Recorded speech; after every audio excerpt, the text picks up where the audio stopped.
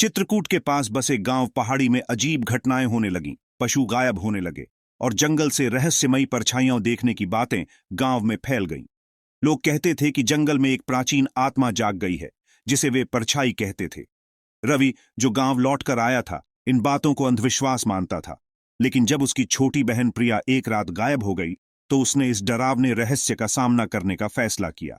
जंगल में घुसते ही रवि को एक पुराने पेड़ के पास प्रिया मिली, लेकिन वहां एक भयानक काली परछाई खड़ी थी। परछाई ने कहा कि प्रिया उसकी है और अगर रवि उसे बचाना चाहता है तो उसे अपनी आत्मा जंगल को सौंपनी होगी। बिना किसी हिचकिचाहट के रवि ने सौदा स्वीकार किया।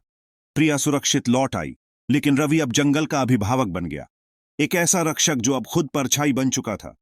आज भी लोग जंगल के किनारे उस रहस्यमयी परछाई को देखते हैं जो कभी इंसान हुआ करती थी।